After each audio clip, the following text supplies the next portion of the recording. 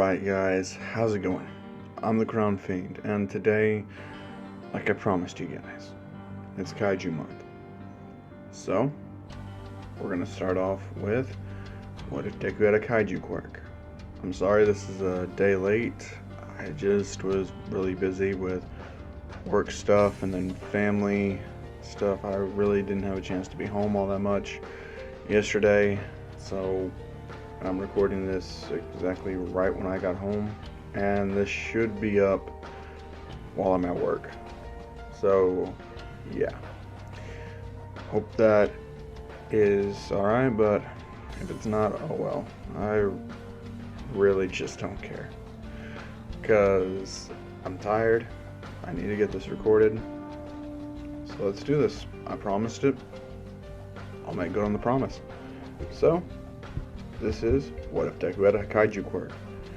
And just know that there won't be a video until, another What If video until like Thursday. So, look out for that. But Wednesday's video is going to be a tier list video for Persona 5 Royal characters with Hollow Panther.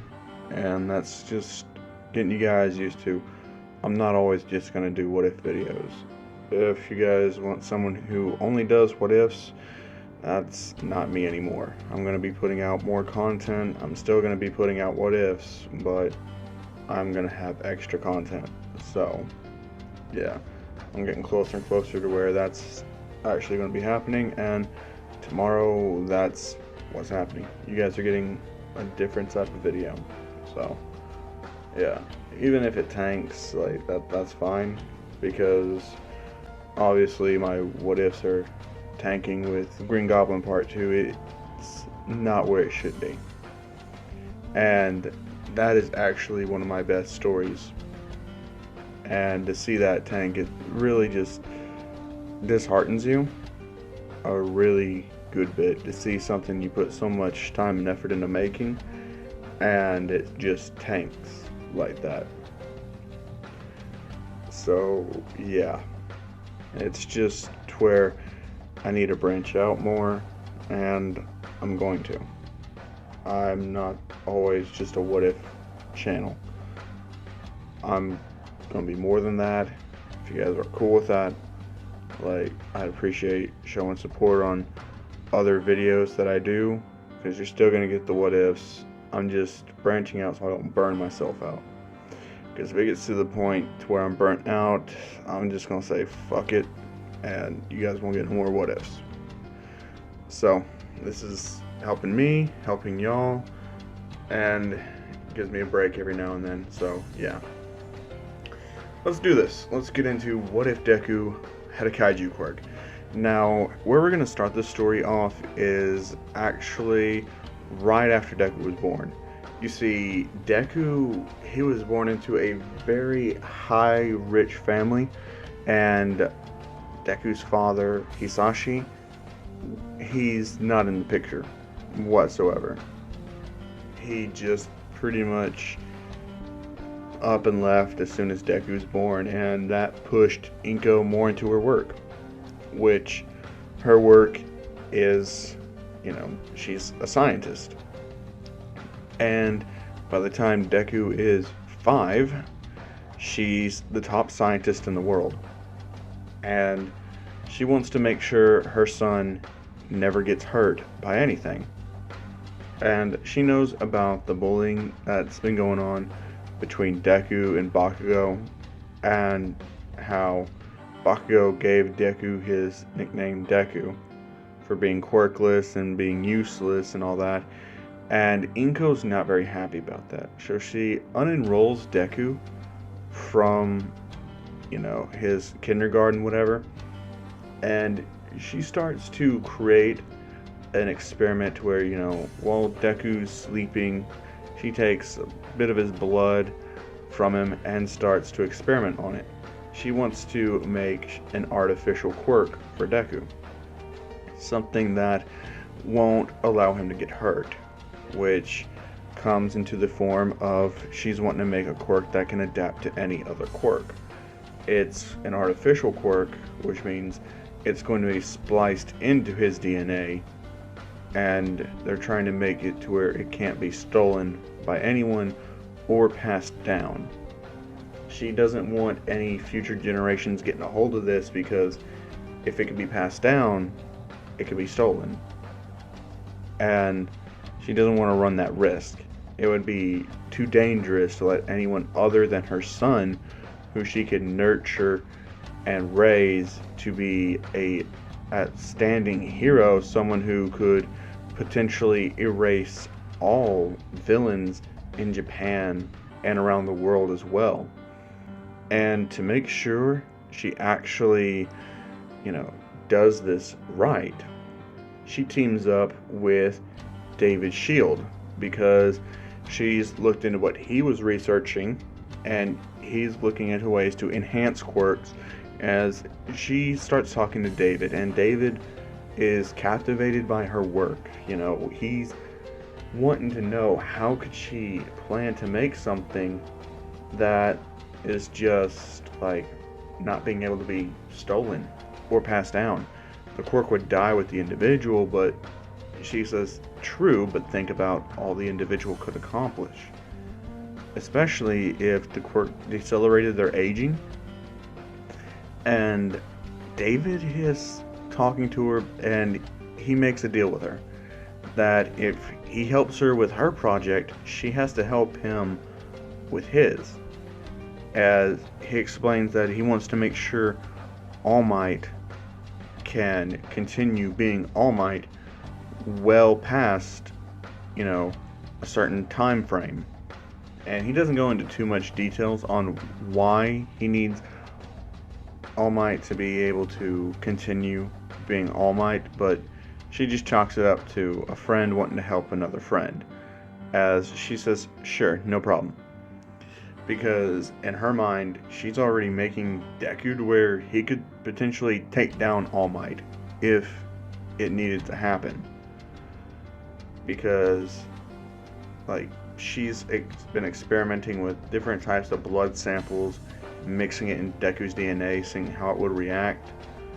She's done a spider, an eel, all of that stuff. But then she gets into the big stuff, the Kaiju blood. As she starts splicing it into Deku cells, she notices that they start regenerating. And before too long, there's a Kaiju arm, human-sized, on her desk. It regenerated the limb that she took the blood from. As she is very shocked that that could happen. But David sees it as a huge success, as so does Inko. And Deku, all this time, he's hanging out with Melissa, and they're going to school together, even though Melissa's a few grades above him. She's just helping Deku out and being his first true friend, as Deku really is a bright kid. And since they're both quirkless, David is really wanting for, Melissa to get a quirk from this as well. So, he strikes a new deal. Instead of helping All Might, he wants to help his daughter get a quirk from this as well. So both Deku and Melissa are going to be test subjects for this new Kaiju quirk.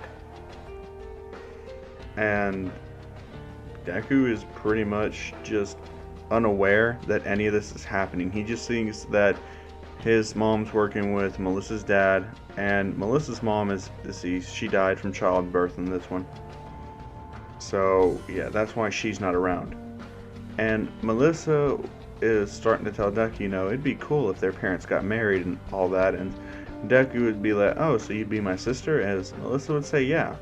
Because her and Deku have a big sister, little brother type of relationship from, the time they met each other forward. Because Melissa, seeing Deku being quirkless, she instinctively had big sister vibes going off of her. And basically, Deku's alright with that. He really doesn't care too much. And basically, it's just getting to the point to where the research is almost complete. It's almost done. And yeah, so it's just random kaiju. It's no well-named kaiju because I'm giving Deku and Melissa their own unique kaiju powers. So yeah. Anyway, so it's time to test it out on them. As, Inko and, David start explaining everything to Melissa and Deku as they start to understand everything that's going on. And, they both get in their designated spots for their tanks as Melissa, her inhalation process is actually going to be in the form of a vapor, and Deku's is going to be in the form of a liquid. So with the different forms of it going into each body, it has a different reaction. As Deku, he's actually struggling to adjust to his, as the liquid going into his body that is rewriting his DNA is actually a lot more painful than Melissa's, as hers as a vapor, it is easily more absorbed and accepted into the body. As Deku's is having to go through his whole digestive system and is forcibly tearing his body apart, reworking his body, his muscle structure, his organs, everything. While Melissa's is a lot less painful and Deku's in so much pain, he's screaming out as, tubing. It's soundproof, but Ingo seeing her son in a lot of pain, it's heartbreaking to her as she's trying to do everything she can to take the pain away and, inserting pain relievers into him while, it's still reshaping his body. So the pain relievers, they don't really do anything, but it is absorbed into Deku's body while he's going through it, which means when his body is completely done being remade, Deku has no sense of pain whatsoever because of the painkiller chemicals mixed with his artificial quirk that restructured his body. He lost all sense of pain. As Inko thinks that it's a great thing that Deku can't feel pain anymore, but Deku realizes that it's a lot more than him just not being able to feel pain. He has no sense of feeling. He can't feel a touch on any parts of his body. He just can't feel it. And Inko's actually realizing he can't feel if someone's hugging him, tugging on him, nothing. He just won't be able to feel anything ever again. As Deku starts to cry, but Melissa's there. She's trying to cheer him up. As Melissa, she doesn't know what happened to her, but she does know that she has the ability to heal people, and she's very physically strong. She's very physically fast.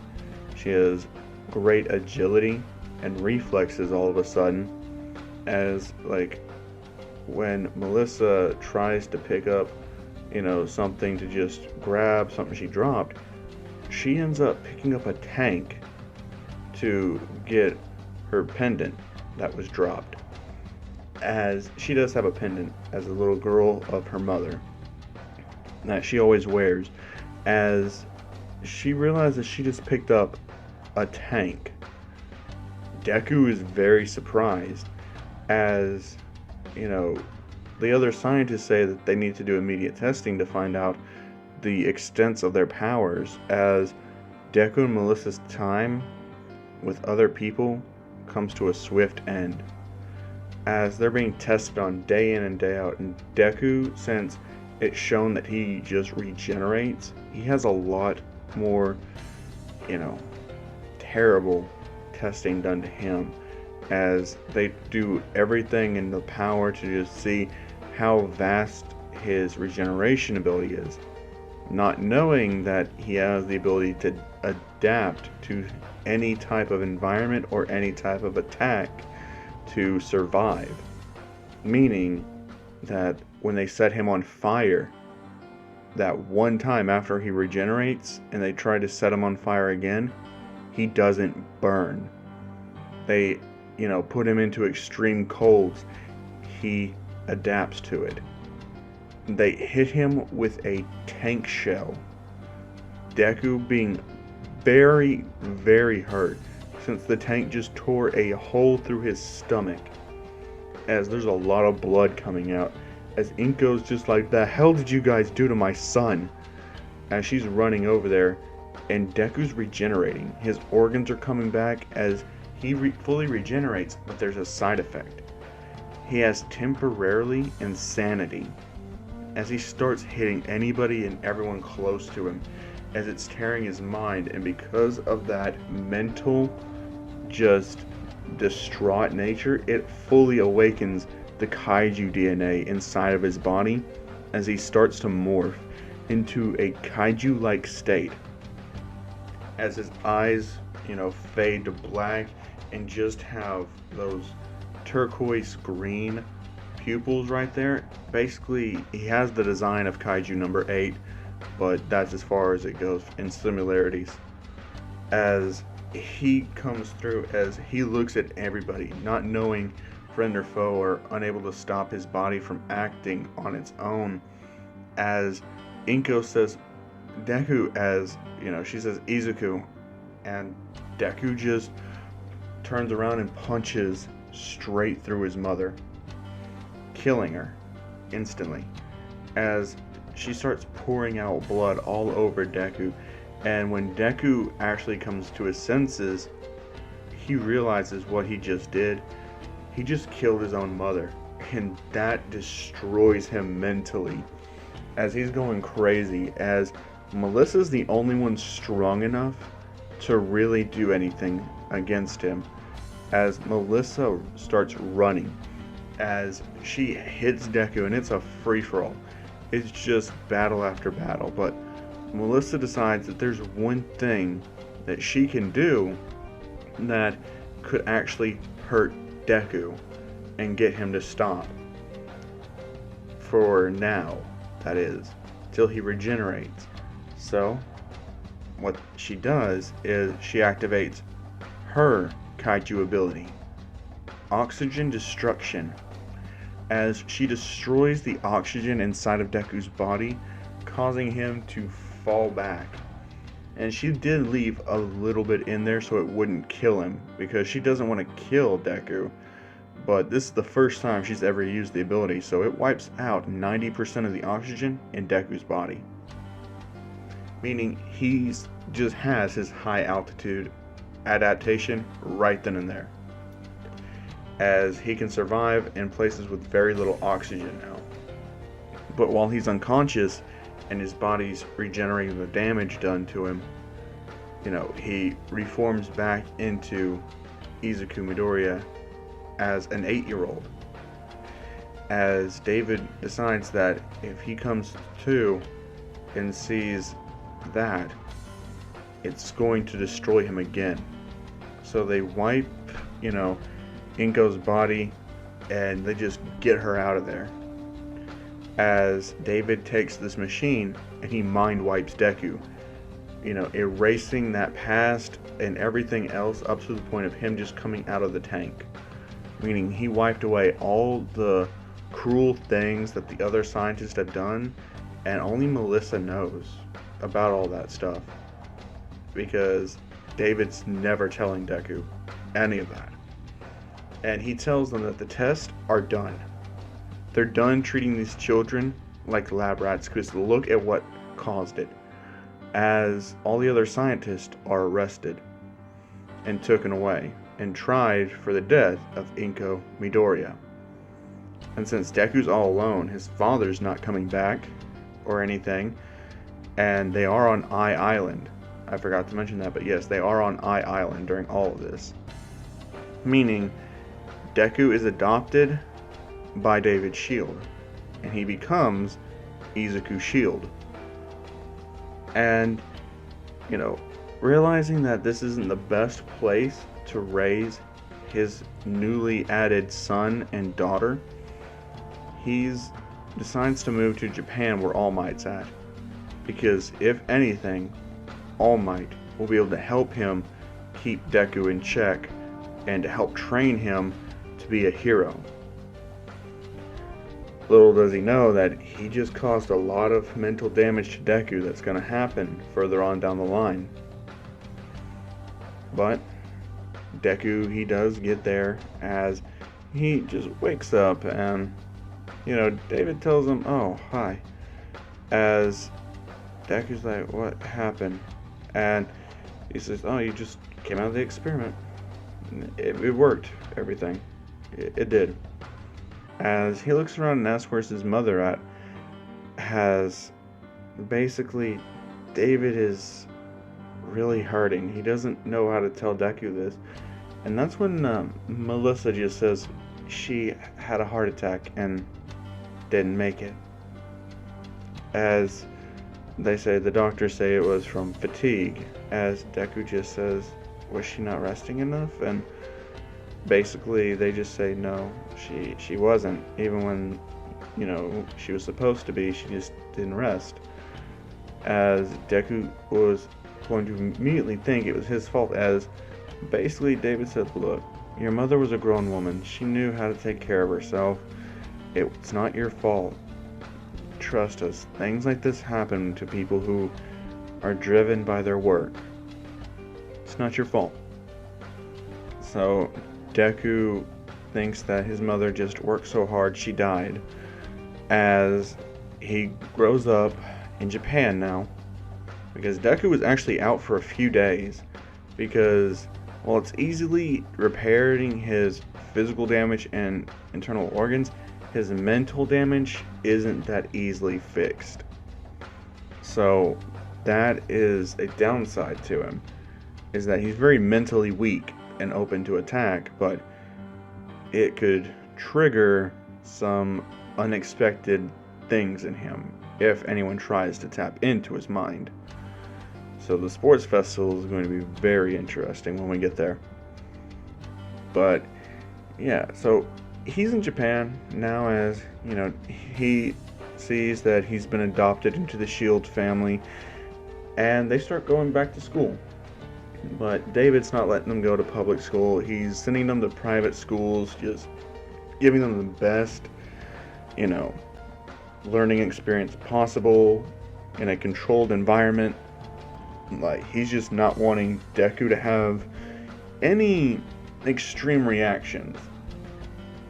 And all throughout the rest of elementary school, middle school, Deku is actually having a pretty good life with Melissa as his sister, as they start to, fully tap into their powers, as Melissa never shows off her oxygen destroying power to Deku, because she doesn't want him to figure out that he's immune to it. So she just chooses not to show it off. Because if he figures out he's immune to it, then that's gonna immediately showcase that he's been hit with it before. And when he doesn't remember and tries to remember, he could trigger some not so fond memories and lose control again. As basically they start, training together, as Deku and Melissa are very physically built. Like, Melissa has more of a Annie type build from Attack on Titan, like that muscle build that she has. That's Melissa's type of build while she's in middle school. Once she gets to UA, she's definitely going to have a Mikasa type of body build.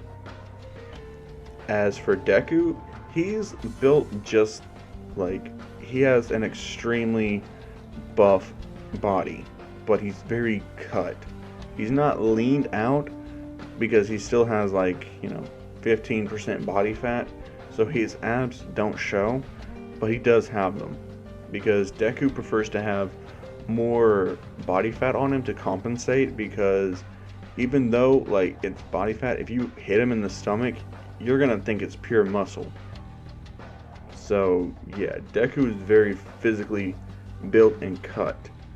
So yeah, not all that ripped or lean. But yeah, so he's going into his last year of middle school as Melissa, she's actually going to be a year above Deku. So she's already attending the UA entrance exam and all that, which she's able to tell Deku everything about it ahead of time so Deku knows about it as she's going through, and her homeroom teacher is Aizawa because Aizawa is a first year teacher, so he's Melissa's teacher all throughout the year, which means Aizawa goes in and starts meeting Deku. He meets David and David and Melissa warn Aizawa about Deku as Aizawa, he says, okay, I'll be prepared if he chooses to come to UA, as Deku's already made up his mind. He wants to go to UA. He wants to go to the same school that Melissa went to and kind of do better than she did, because the two are in a constant, rivalry type of thing. It's mainly just like a sibling wanting to be better than their older sibling, if that makes any sense. So Deku, all the time he's there at his private school, which he meets Momo in his final year, because Momo transfers schools into being at Deku's private school.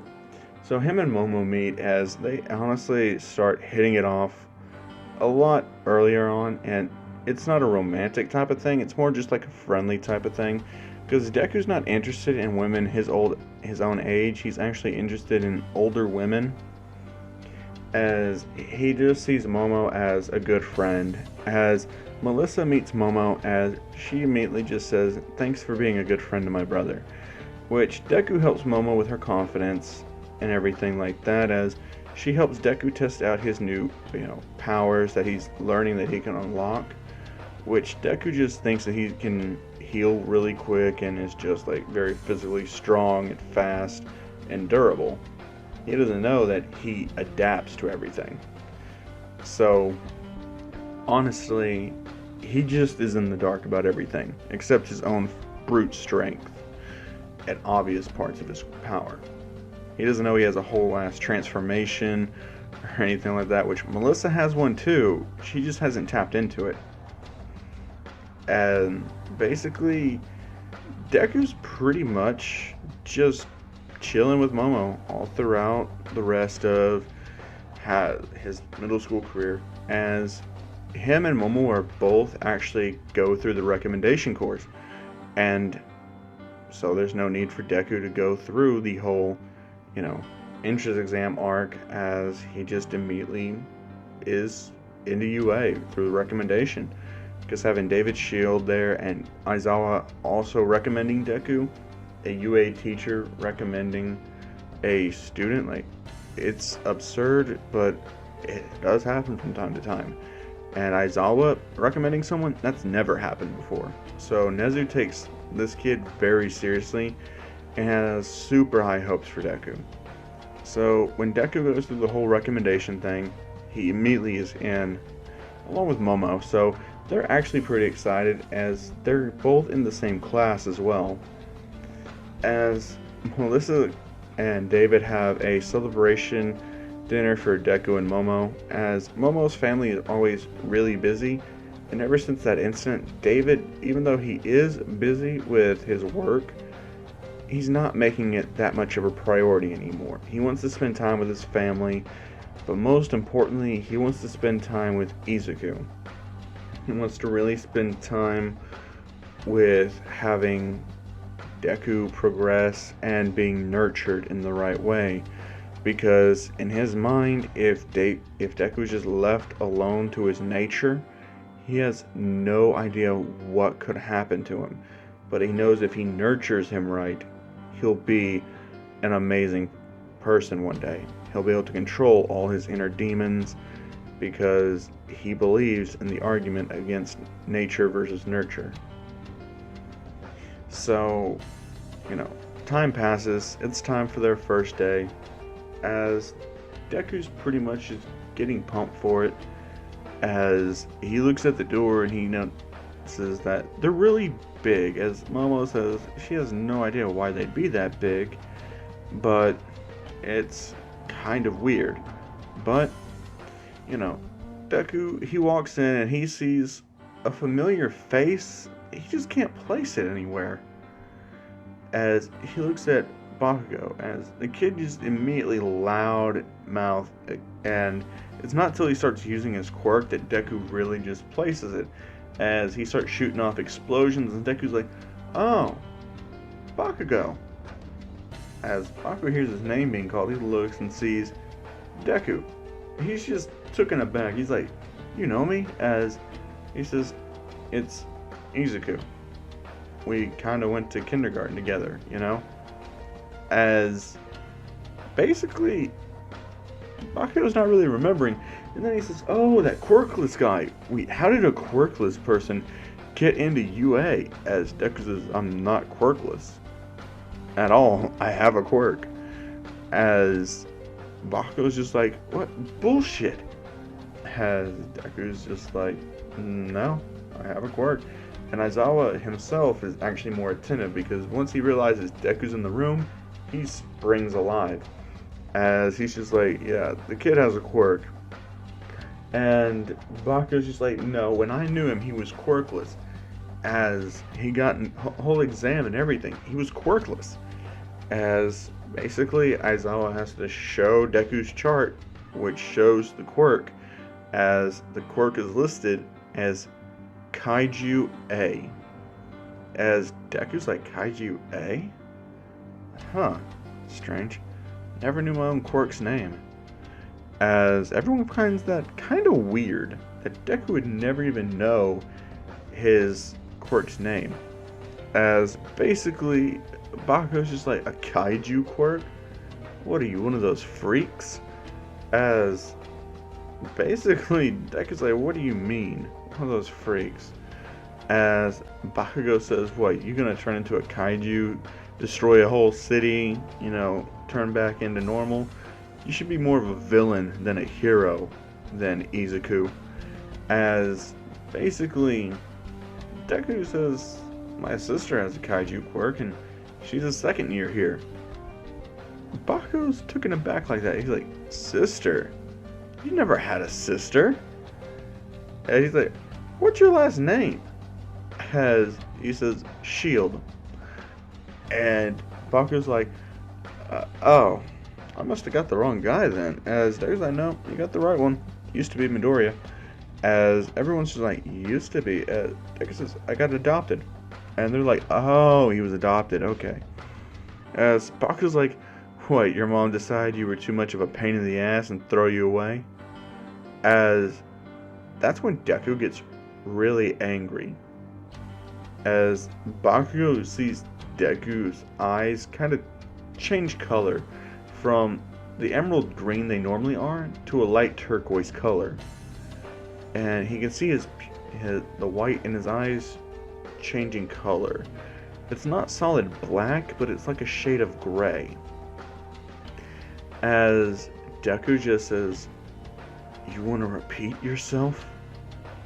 As Bakugo just says, "Yeah, your mom didn't want you because you were too much of a pain in the ass." And that's when Deku loses it, as he blitzes even faster than Aizawa's scarf can reach Deku to restrain him, and he punches Bakugo so hard in the stomach, Bakugo's puking out blood. And Bakugo's just astonished at Deku's strength as he floored him, and he can barely hold himself up while the blood's just being puked right out of his mouth. And Deku says, "My mother's dead. Speak about her again and you can join her in the afterlife." As Aizawa finally wraps up Deku and deactivates Deku's quirk, which, yes, it can still be deactivated, it just can't be stolen or passed on.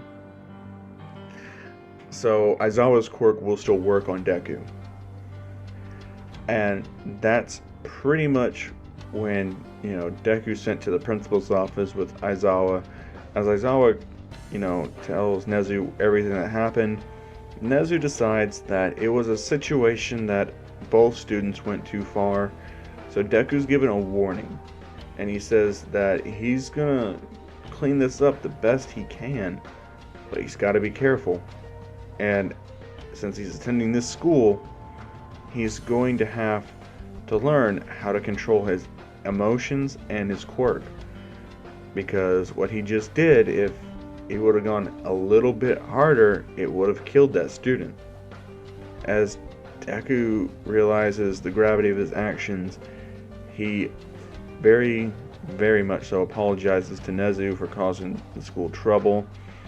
And he walks into the class and he apologizes to the class for causing that disturbance, as basically Ida, he was too scared to even say anything, but he respects Deku for apologizing and realizing what he did was actually wrong, but he doesn't blame Deku at all, because seeing how Bakugo kept taunting him, like, he knows Bakugo's personality type now. So Ida, he tells Deku not to worry about it, just he's here to learn how to control his quirk and how to become a hero. So he'll just get better from here on out.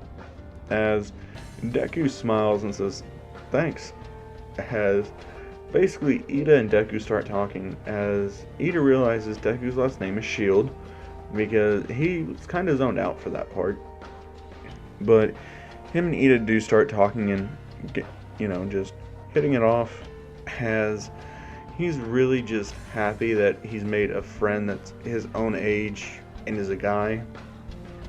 So Deku and Ida are actually very much so bonding and will become very close friends in this one. But for right now, Aizawa says, because of that little fiasco, we lost some precious time, but it's okay. It's the first day, but we're going to go out and do a quirk assessment test. Aizawa's a lot more chilled in this, since he's not, really stressing too much, knowing that if he needs someone to rein in Deku, not only does he have a army of pro heroes here, but he also has his older sister Melissa. And that's the main thing that was going to be stressing Aizawa out. But having taught a class that was actually really good last year with Melissa in it, Aizawa actually is not that much of a hard ass. So he's not threatening to really expel anybody immediately, but he does say that this is a hero institute. If you don't get a hero, record, you're gonna have to take remedial classes until you get up to that point. As everyone's just like, oh, they're already being threatened with remedial lessons, and Aizawa says, be grateful to the class that came before you, because I threatened them with expulsion. Has pretty much Deku is just like, yeah, Melissa told him about that. But he decides to pay it no mind as he's walking out with Ida and Momo. Because Momo, she's wanting to make sure Deku's alright, as she checks on her friend, and Deku just says, yeah, I'm fine. So Momo goes back to the girls she was talking to and starts walking with them, as Ida says, are you and her a thing? As Deku's like, what? No, not at all. We're just good friends. We went to middle school together last year. As Ida's like, oh, okay. You do know that's Momo Yaoyorozu, right? She got into the recommendation. As Deku says, I know, I went through the recommendation course with her. As Ida's like, you did too? As Deku's like, yeah, and so did that quiet guy over there with the two-toned hair. As he refers to Todoroki, not knowing his name, of course, because Deku wasn't really too chatty with Todoroki, as Todoroki, yeah, he's not really all that chatty.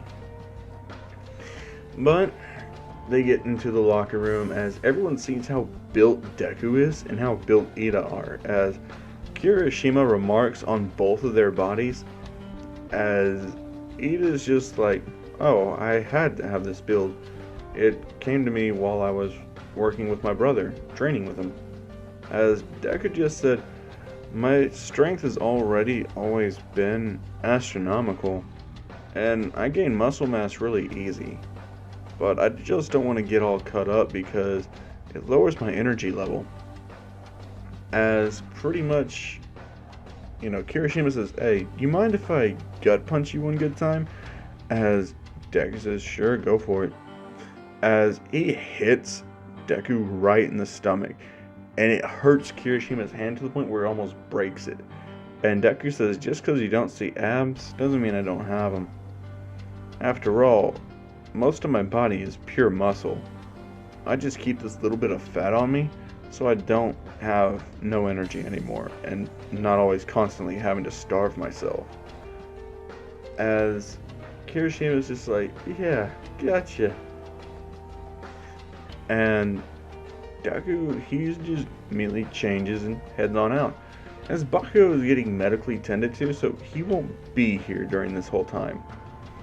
But basically, the first person that goes up, since it's not Bakugo, it's actually Todoroki, because he volunteers to go first just to get it over with.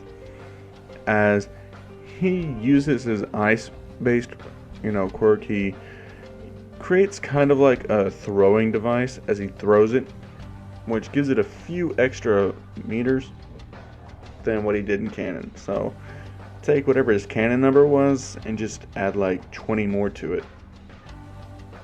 So Deku's up next as he tells Ida to watch this. As Ida's watching curiously, as Deku takes the ball from Aizawa, and Aizawa tells Deku he wants him to throw it twice, one with his quirk and one without his quirk, so people can just see how big of a difference it is. So Deku's like, okay. Aizawa erases Deku's quirk, and with brute strength alone, Deku throws it 300 meters. As Deku's just like, wow, it's pretty far, even without a quirk. As everyone's just like, that's insane. Without a quirk, he threw it 300 meters. And Aizawa gives Deku another ball, since there's an extra since Bakugo's not here. As Deku takes the ball, and with his quirk, he launches that bitch into space. As everyone looks and sees the number infinity. And Deku's just like, yeah, that's pretty strong of me, huh? As everyone's just shocked. Ida can't even formulate a sentence after seeing that. And Kirishima's just like, that's one huge ass difference. Your quirk's amazing, man. As everybody else goes, they get their cannon. Uraraka still gets infinity and ties with Deku. But everyone knows it's not because her quirk is, for brute strength. It's just that she already has a gravity quirk, so making things go into the atmosphere, not all that hard. As, Deku just dominates everything else. When it comes to the grip strength, he has to go last because he completely destroys the whole machine. Basically, Aizawa's not surprised about Deku in the slightest, and everyone realizes where his quirk gets the name Kaiju. As they realize, but wait, what's the A for? And Aizawa says that he can't say. That part is top secret. As basically, Melissa's Kaiju quirk is called Kaiju O, as that refers to her quirk being oxygen destruction. As Deku's Kaiju quirk is Kaiju adaptation. So, with that out of the way, Deku's pretty much just heading to class. And that's actually where I'm leaving it off. So, I hope you guys enjoyed. As always, I'm the Crown Fiend. Peace.